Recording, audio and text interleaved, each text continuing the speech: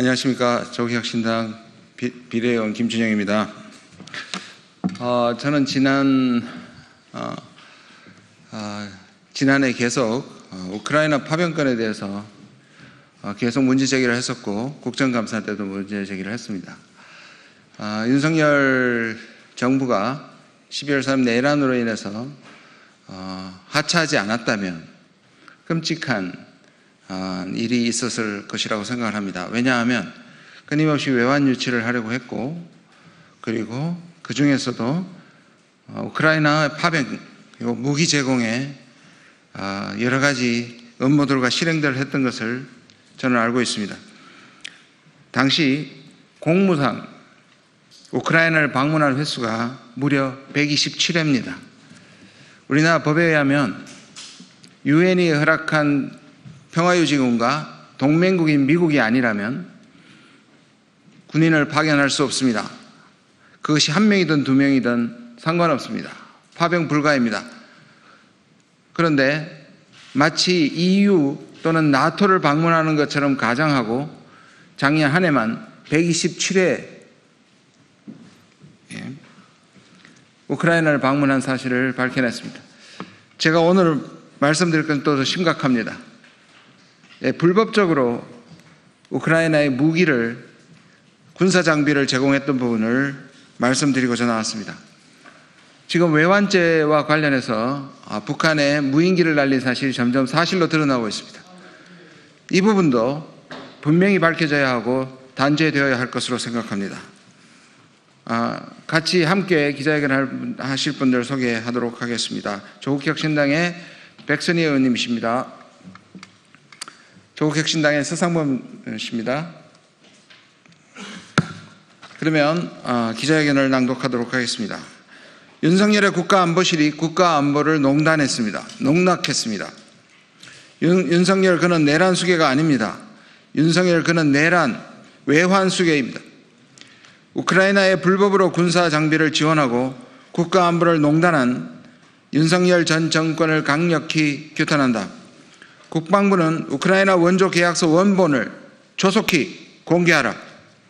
존경하는 국민 여러분, 오늘 우리는 윤석열 정권 당시 대한민국 국군에도 부족한 우리 군사 장비가 사실상 불법적으로 우크라이나에 무상 양도, 무상 원조된 충격적 사태를 국민 앞에 고발하고자 이 자리에 섰습니다. 지난 윤석열 정부는 23년 7월부터 24년 5월까지 우크라이나에 대해 장애물 개척 전차 등 17종 총 300억 원이 넘는 국군의 군사 장비를 무상 대여해 주었습니다. 그러나 우크라이나에 지원된 해당 장비 모두 우리 국군에도 턱없이 부족한 장비들로 확인되었습니다. 즉 국토방위를 위해 국군의 우선 보급 및 전력화되어야 하는 군사 장비들이 우크라이나에 불법으로 지원된 것입니다. 국민의 안전과 국군의 전력을 갉아먹으면서까지 우크라이나에 퍼준 것입니다. 믿기 어려울 정도로 무책임했던 정권입니다. 국민의 안전과 국군의 전력을 갉아면서까지 우크라이나에 퍼준 것입니다. 군수품 관리법 제14조 군수품 대여 조항을 보면 국방장관은 각군의 운영이나 작전에 특별한 지장이 없다고 인정될 때 군수품을 대여할 수 있습니다. 라고 명확하게 규정하고 있습니다. 자료를 한번 봐주시면 윤석열 정권 당시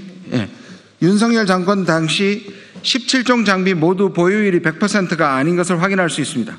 특히 이 중 장애물 개척 전차는 기동군단의 핵심 장비임에도 불구하고 예산이 부족하여 2027년에 보급 예정이었습니다. 이런 핵심 장비를 포함해 다양한 군사 장비들이 우크라이나에 지원된 것을 확인할 수 있습니다. 이뿐만이 문제가 아닙니다.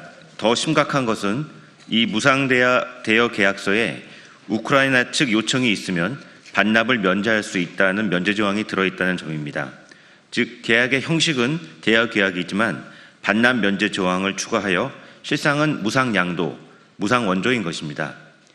권한 없는 안보실에서 국가재산을 몰래 빼돌린 위장 계약이었습니다. 실제 국방부에서도 우리 장비의 반환이 어려울 것 같다는 점을 인정했고 계약된 장비 모두 이미 불용 및 재산 삭감 처리가 완료된 것을 확인하였습니다. 즉 처음부터 반납받을 계획은 없었으며 한 발 더 나아가 국가재산 목록에서 삭제한 것입니다. 윤 전 정권과 안보실 관련자들은 국가안보는 뒤로 하고 국민 몰래 법 위에 서서 300억 상당의 국군 장비를 우크라이나에 무상으로 퍼준 것입니다. 헌법 제60조를 보면 국회는 상호 원조 또는 국가의 중대한 재정 부담을 초래하는 사안에 대해 동의권을 가진다라고 규정하고 있습니다. 이 사안은 국회 통제권을 우회하고 법적 절차를 조작한 중대한 헌법 위반입니다. 헌법과 법률이 정한 권한을 넘어 비공개 회의실에서 국가안보를 최우선으로 해야 하는 국가안보실이 국가안보를 농단한 것입니다. 처음부터 무상 양도를 계획하였으나 군수품관리법 제13조와 15조의 양도 조건인 군수품에 대한 불용 처리 절차 해결이 불가하니 무상 대여를 통해 위장 계약을 설계한 책임자는 누구입니까? 인도적 차원에서의 우크라이나 지원 마음으로는 이해할 수 있습니다. 그러나 어떤 법률이 그 근거가 되는 것입니까?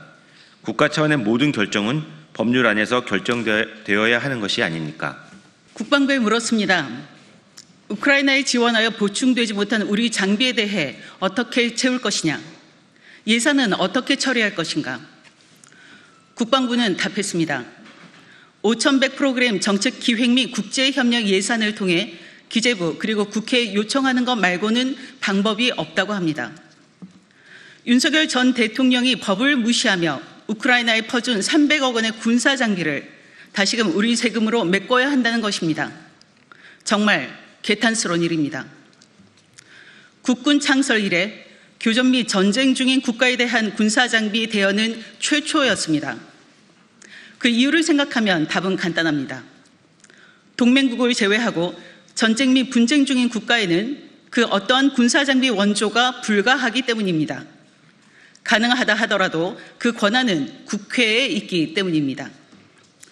그러나 윤석열 정권 반환 면제 조항까지 추가하며 위장 계약까지 대한민국 건국 이래 국군의 창설 이래 최초의 최초 기록을 세웠습니다. 윤석열 전 정권의 무책임하고 위법적인 무상 원조는 결코 묵과할 수 없습니다. 이 사건은 국가 안보와 법치를 훼손한 심각한 범죄이며 반드시 책임자들에게 법적 책임을 물어야 합니다. 국방과 안보의 최후 보루는 법과 상식입니다. 국민의 피땀으로 마련된 국군 장비를 함부로 빼돌리고 법을 우회한 윤석열 전 정권에게 책임을 묻지 않는다면 국가 안보는 무너질 수밖에 없습니다. 아니, 이미 무너진 것은 아닐까 상당히 걱정스럽습니다.